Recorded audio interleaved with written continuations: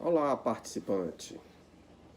Nós hoje pretendemos conversar com os senhores sobre os fundamentos dos investimentos, dos fundos de pensão e dos planos que a CAPEF administra.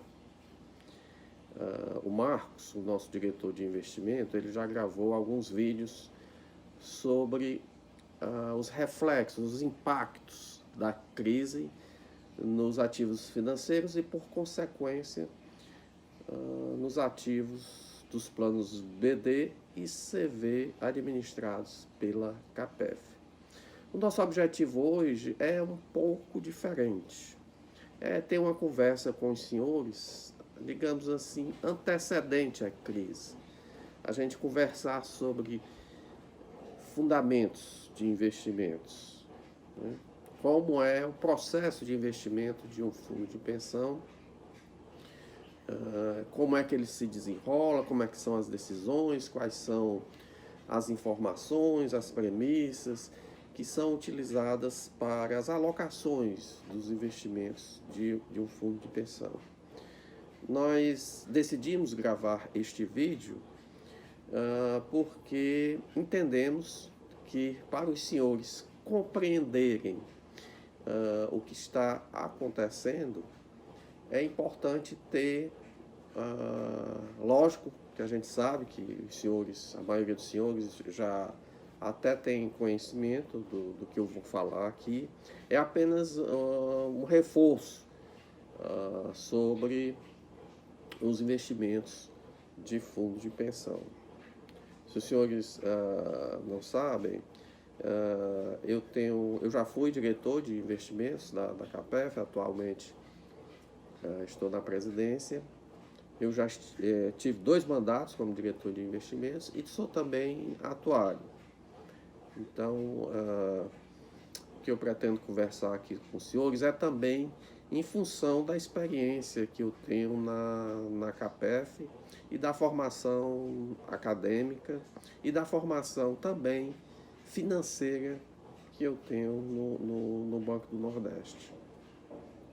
Então, fundo de pensão, a decisão de investir, na realidade, a primeira coisa que uma pessoa física, um cidadão, uma empresa, ou um banco, ou um fundo de pensão, ao investir, a primeira pergunta que deve ser feita é: qual é o meu objetivo com este investimento? O meu objetivo é adquirir um bem, adquirir um automóvel, adquirir uma residência, adquirir um imóvel, financiar a educação de um filho. Enfim, esta pergunta ela deve ser respondida para que só então a decisão de investimento seja bem direcionada.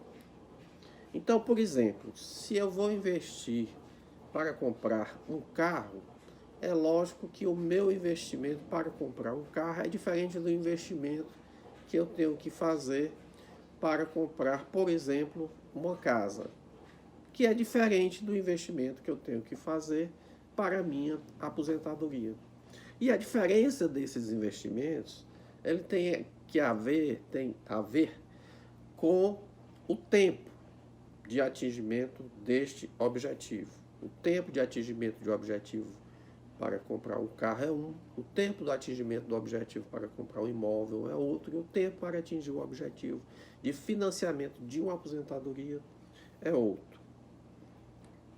Se eu pretendo investir para fazer face, para ter liquidez, para ter recursos disponíveis para as minhas despesas mensais do meu orçamento familiar, este é um horizonte de investimento também diferente.